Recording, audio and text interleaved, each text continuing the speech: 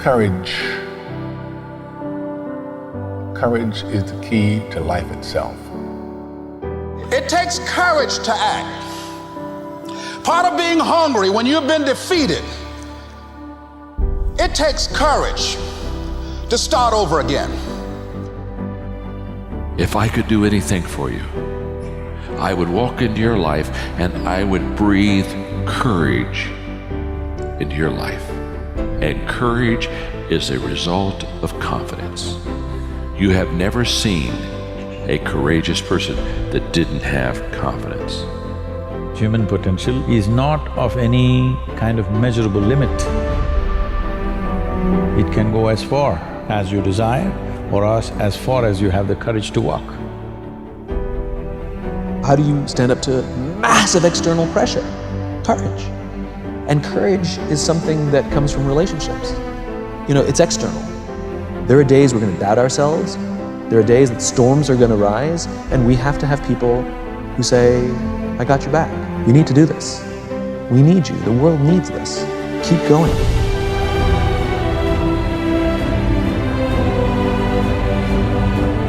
Courage is not the absence of fear. Courage is the judgment that what you want is more important than your fear. It takes courage to achieve your goals, man. It takes courage to be successful. Patience and inner voice makes you unbeatable. You've lived a life dominated by doubt and fear. How do you step into bravery? Step. Take the step. No more would I live like this. It takes courage to fight back. If you don't have the courage to act, life will move on you. You don't work for nobody else. You work for your mama, you work for your sister, you work for your aunts, you work for your grandma, you work for your family, you work for your kids. You ain't making no other man rich. Do you have the courage to stand there though the storms keep raging? It takes courage to be successful. It takes courage to win. It takes courage to be different. It takes courage to go where you've never gone before.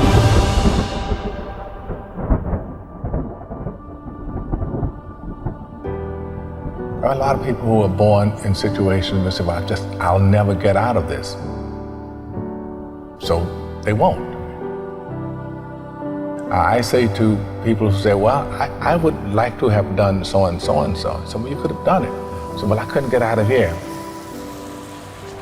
Man, the bus runs every day.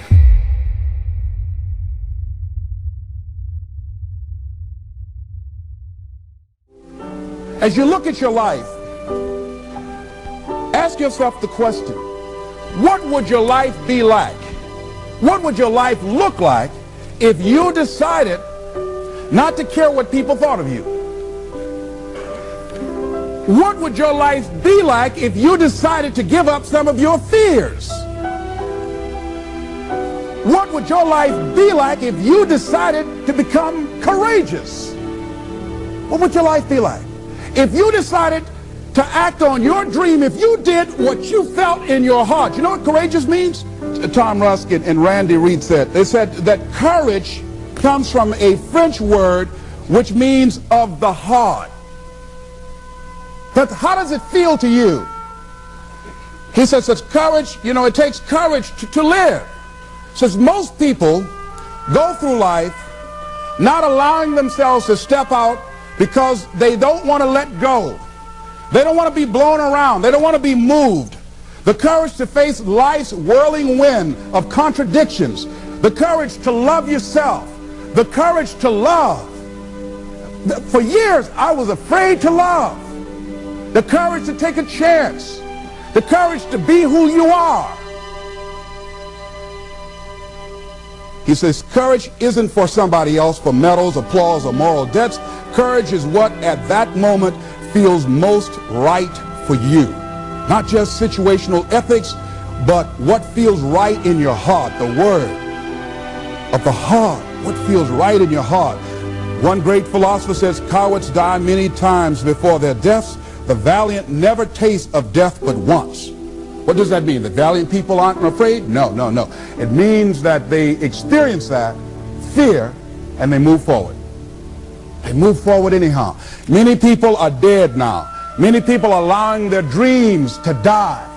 Many people are allowing the ideas to lie dormant and collect dust.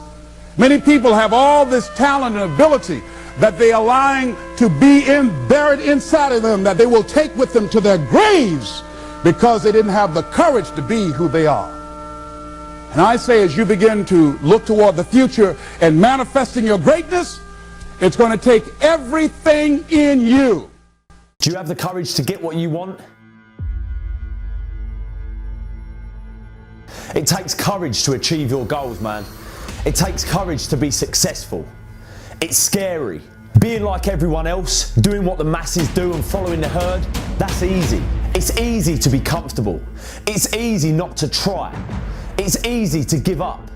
It's easy to stand on a sideline and watch while other people with courage go out and get all the for themselves that you want for yourself. It's easy to look at these people and make excuses as to why they can do what you can't and say things like, yeah, that's because they've got this and that, or I'd do it if it wasn't for this and that. All that shit's easy. And let me tell you, if you don't want to make waves or you're scared what people think, then you better prepare yourself for a life of mediocrity. You better dress like everyone does, walk and talk like everyone does, because as soon as you start to stand out, they're going to try and pull you back in.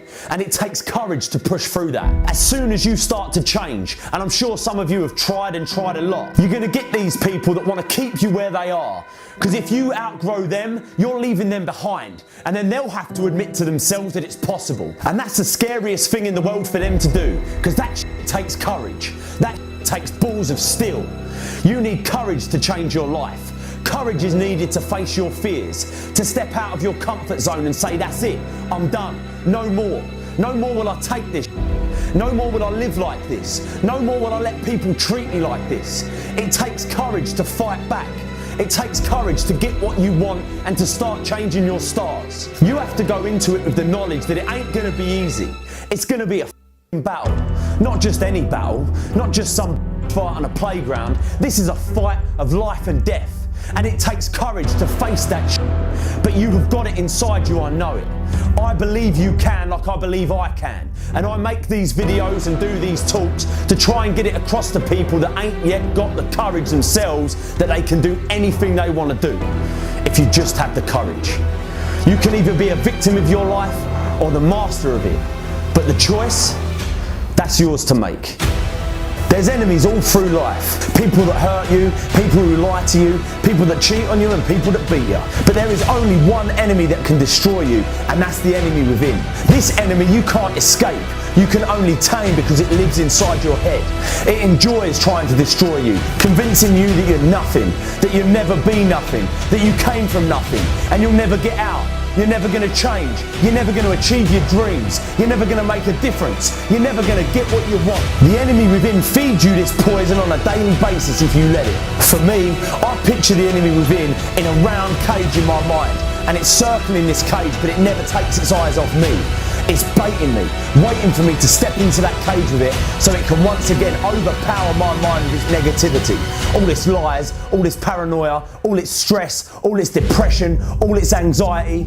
You know what that cage is called? It's my comfort zone. I've found that when that enemy within is at its strongest and most powerful is when I'm comfortable and not striving to get better. The best way to keep it in check is to work on yourself daily. Work on the way you look at the world around you. Look at solutions rather than focusing on all the problems. Don't listen to its lies about what might happen if you try that new thing, and just try it. You do this and you are constantly getting stronger than that enemy within. Bigger and stronger, so it's no match for you. You're fucking unstoppable. But never forget this. You cannot beat the enemy within, you can only tame it. You can only make sure you work on your mind like a muscle in the gym, so you remain bigger and stronger than it. But that enemy within will always be there, circling that cage, staring at you, waiting, silently waiting for you to slip up.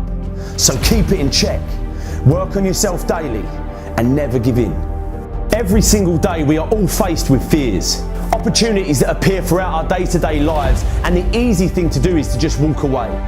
These fears can be anything from applying to a job, telling that person how you feel, taking that first step. What I've found in life so far, when I think about it, is all of these things normally have one thing in common: the fear that you might fail. What if I apply for that job and I don't get it? What if I tell that person how I feel and they don't feel the same? What if I take that first step, doing whatever it is, and I get hurt? The fear of failure is rooted deep in all of our subconsciouses, but most of us don't even know it exists. We go about our day to day telling ourselves the reason we aren't doing the things that we should be doing is because some bigger fear, some greater reason that actually doesn't exist at all. If you're listening to this now, I want you to consciously know from this day forward that the real reason you ain't doing what you should be doing and have the life you deserve is because subconsciously you're afraid to fail. You're afraid you won't get it. You're afraid they'll say no. You're afraid you'll get hurt. You're afraid you'll fail. Face your fears. Once you admit this simple truth and start getting real and honest with yourself, you'll start finding it a lot easier to deal with. Because let me tell you something, when you admit that it's failure you're afraid of, failure suddenly becomes nothing to be afraid of at all. You have the strength inside you to do anything, be anything, but all the while you're letting fear control you, you won't do anything. Face your fears.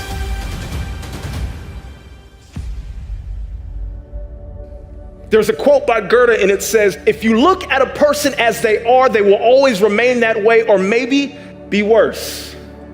But if you look at a person, this is good. If you look at a person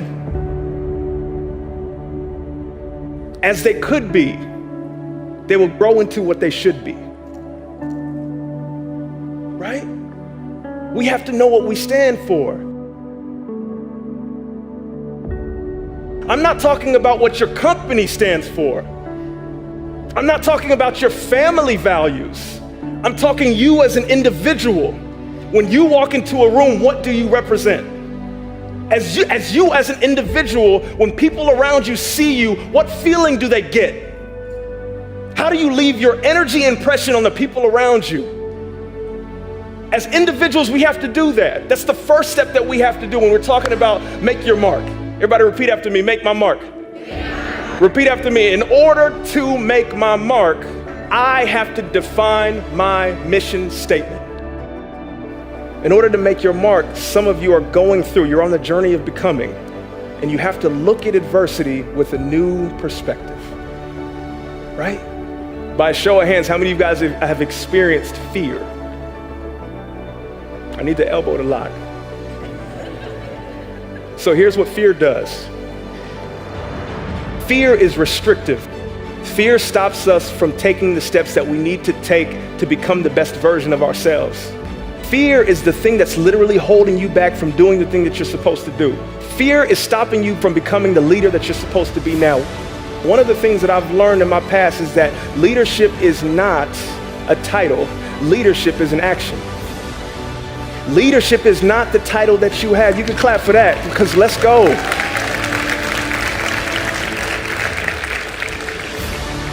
Leadership is not a title. Leadership is an action. Leadership is not a noun. Leadership is a verb. Leadership is not what you look like or where you are. Leadership is the way in which you interact and how you treat the people around you. I'm trying to tell you something, people. Leadership is each and every one of you right now are a leader. Young professionals, unemployed, if you don't know what's going on, you're a leader just by the way in which you operate. I'm being honest. Many of us are stuck and stagnant in situations because we believe that we need someone to give us the card to initiate what we're supposed to do. Someone here is literally supposed to absolutely put their time and their effort in something new.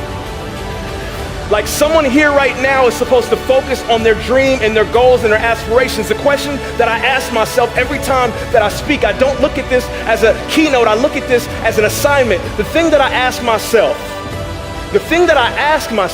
is if I don't operate in my faith and instead operate in my fear, if I don't chase my dreams and become the person that I'm supposed to be, who loses out?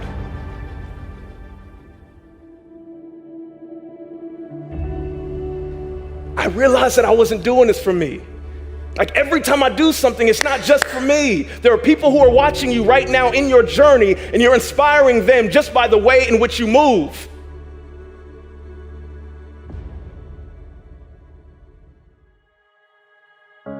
I'll tell you, the one thing that will build confidence you need to actually put yourself out there in this school year is letting go of what other people think and living your version of life. Because too many students are living a watered down version of someone else. They're living a watered down version of their friends, how their friends want them to be. They're living a watered down version of what their family pushes them to be or what society suggests them to be, as opposed to being their own person. So go all in on you. Whatever that may mean, what excites you, what pushes you, because our biggest problem, I believe, is that we compare our behind the scenes to everyone else's highlight reel. We compare our failures to everyone else's highest points of confidence, to everyone else's successes. We compare our insecurities to everyone else's highest points of confidence, then we feel like we're not enough. So go all in on you, whatever that may mean. The one thing that I don't enjoy about my job is that I come to a school, and when I was a student going in to college, I didn't see myself as someone who could really make an impact. I didn't see myself as someone who could really contribute. It was only until I started putting myself out there, sharing my ideas, putting myself in uncomfortable situations that forced me to grow, that I became a beat that contributed to what made my school better because I was a part of it. Realize that you have the ability to make an impact. You have an opportunity to change that story in your head. Put yourself out there, because when you do, amazing things happen. This school needs your leadership. They need your influence. They need your impact. It is time to show up.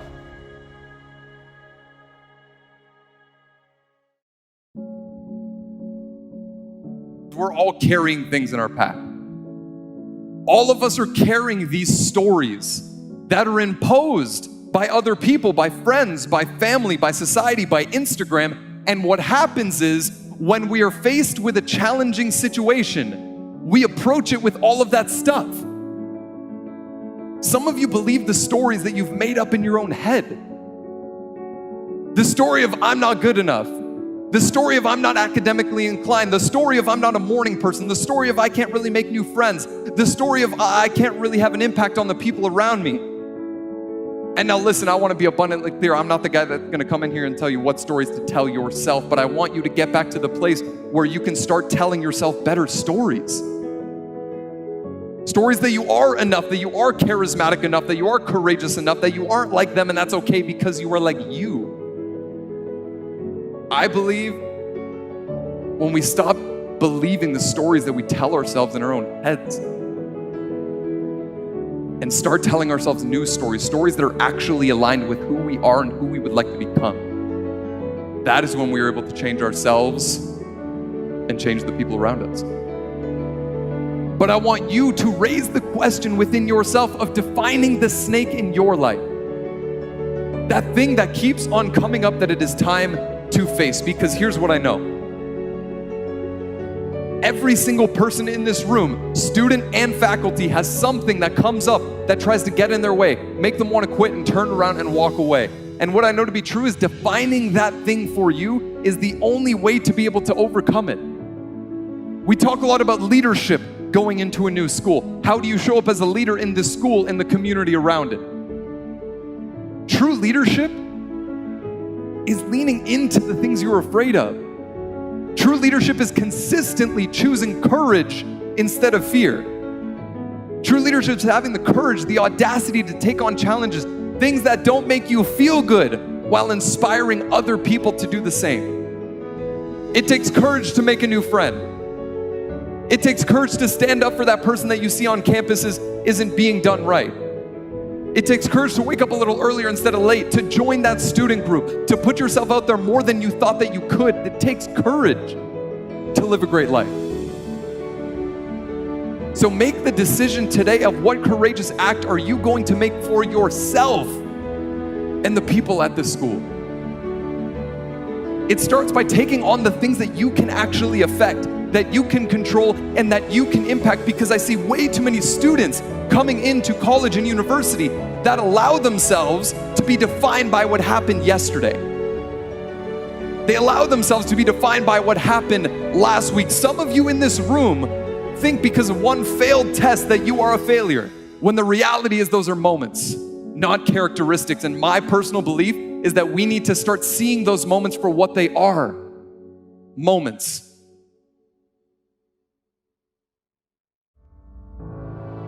Oh yes, it's true. Many people put it on the line. Many people get out there every day and do something that has never been done before. Many people out there put it on the line and do something special to help someone else. Why can't we recognize them? No matter where you go, no matter where you may be, someone is out there right now that is doing something far greater, and they're putting so much work in to make a difference in this world. Why can't we honor them? Why can't we honor those servicemen and women? You have to consider the fact there are great doctors, there are great lawyers, there are great teachers, there are great mothers and fathers, there are great people in this world. And we all are responsible for one another. We all have a duty. We all have to serve. Whether you wear a uniform or not, you have to serve. Can you be a serviceman? Can you be a servicewoman? Can you serve?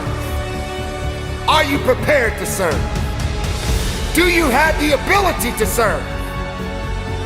Don't make it about yourself. You have a duty. You have a responsibility. They didn't give up. Why should you? Keep moving. Keep believing. We are all one. Both far and near, we must serve. So this day, we honor the servicemen and women who put it on the line, who've given their all. And if they make it home, and they have the ability to put their arms around their loved ones, job well done. And there will be a new day. And that day starts a new opportunity. A new opportunity to make something else special happen.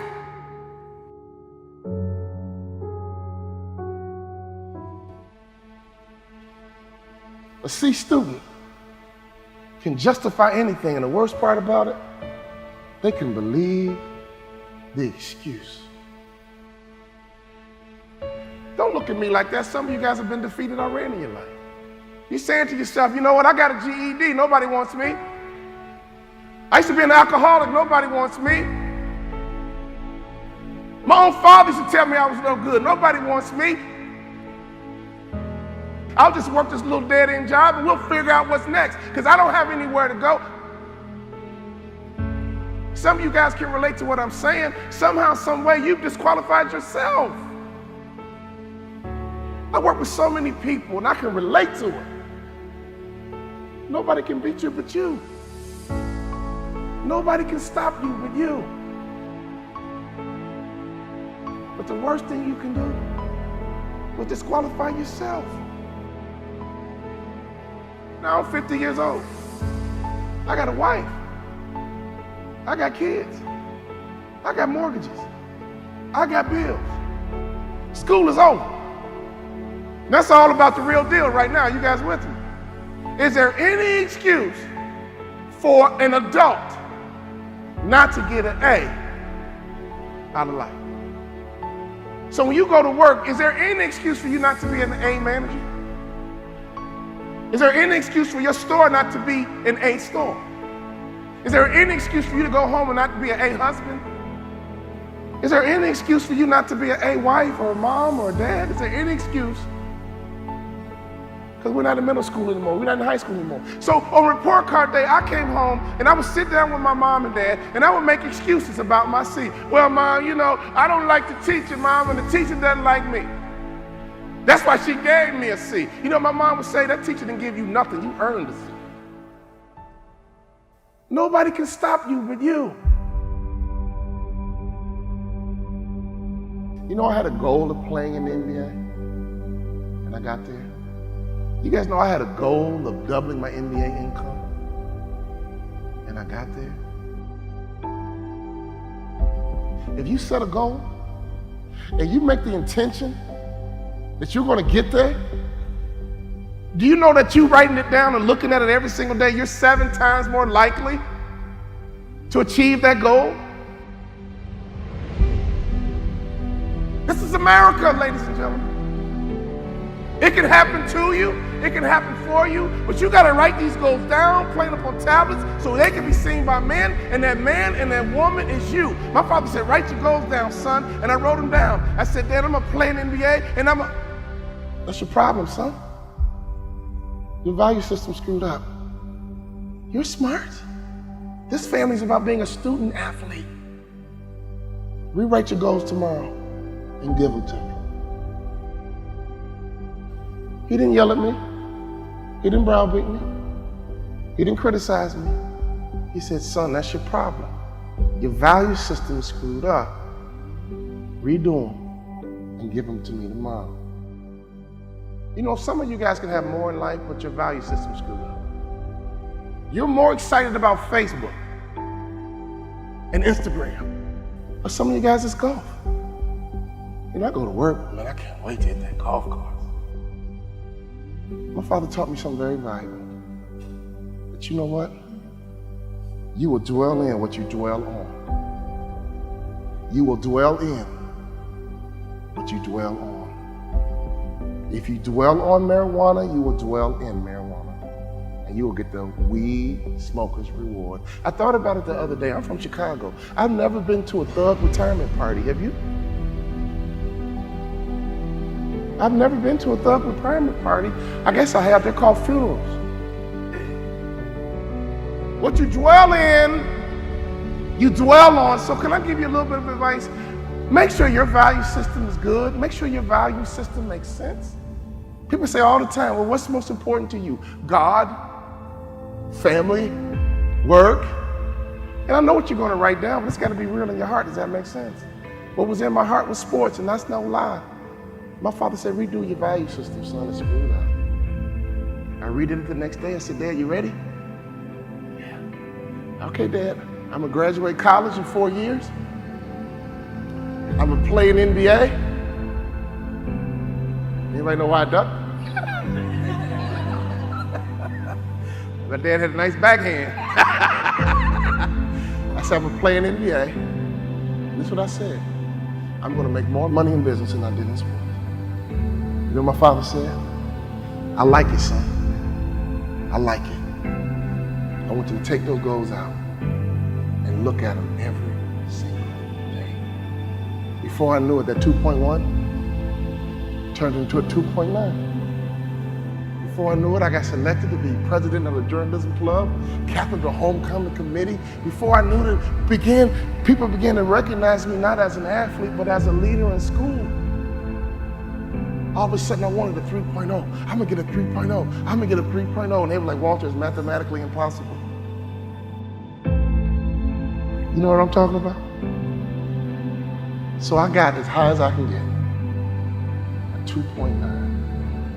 And I realized, you know what?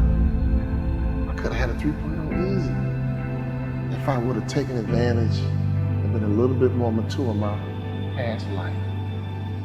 Some of you guys need to hear what I'm saying to you right now. Some of you guys used to be immature in your past life. Can I get a witness? Now you're not in middle school anymore. You're not in high school. Childhood is over, would you agree? And grown men and grown women think a certain way, operate a certain way, and have a certain mindset and mentality. I want you to understand you are a part of a legacy. You've heard about your mom's story. You heard about your dad's story. Now it's time for you to build your story. My father was a sharecropper in Tennessee. I heard all the stories my dad would tell me being a young black boy in Tennessee. He said, son, I got called the N-word so many times, I began to think it was my first name. But I busted my butt for you, son. I busted my butt. I went back to college for you, son. I got educated for you, son. Everything I do is for you, son. See, right now, I want you to understand you are a part of a legacy. Many of you guys, your mom made sacrifices for you. Your dad made sacrifices for you. Now it's time for you to grab the bull by the horns and impact your legacies. Everybody with me? Your mom and dad have this story. Your grandfather, your grandmother has his and her story. Now you are building your story. I was at a track meet one day, and I was watching a 4x1 relay. And I love a 4x1 relay because that first sprinter takes off with the baton in their hand and they run as hard as they can, as fast as they can, and when they get to the next athlete, they yell, stick! And the next athlete takes off running, but they reach back. They just reach back a little bit. Then they run as hard as they can, as fast as they can, for 100 meters, and then they yell, stick! And it's so important to make a successful handoff because if you don't make a successful handoff, you are disqualified. And the next athlete's turn is to run as hard as you can, as fast as you can, and then they yell, stick! And they hand it to the anchor. That anchor is Carl Lewis. That anchor is Flojo. That anchor is Usain Bolt. And that last 100 meters, whoa! They come around that curve, and all you hear is elbows and form, and they come down and cross that finish line. Oh! So I was at this track meet, and I saw them handing this baton. They kept yelling, stick! Stick! Stick! Stick! Stick! Your father might be from Russia. Your grandfather might be from Cuba, Colombia. I don't know where they're from, but let me tell you something. At some point, they're gonna yell, stick! And that baton's in your hand. So we don't have time to be silly anymore, would you agree? We don't have time to play games anymore, would you agree? You gotta get that baton in your hand. You gotta run as hard as you can, as fast as you can. And every day in that car in the morning, my dad would just talk to me. Like, son, I'm from Tennessee, son. Education is very valuable. You cannot devalue education the way education is important, son. That's the way out. Education, working hard, education, getting trained. Smart families are training and development organizations masquerading as a family. Mom, dad, you are head trainers of a family. You know what my dad would say? Go get it, son, go get it. Be sweet, baby, be sweet, go get it. Go get it, be sweet, baby, go get it.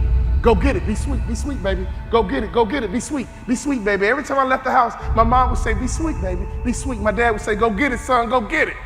Go get it, son, go get it, be sweet, go get it, be sweet, go get it, be sweet, go get it, be sweet. My family had two core values. Go get it, son.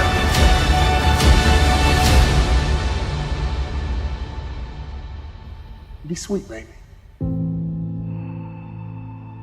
I used to go into class and say, man, if I get a C, I'm good. If I can pull off a B, C, I'm good. Never even went for the A. You know that the average person thinks the same exact way? They could do more, they could be more if they believed more.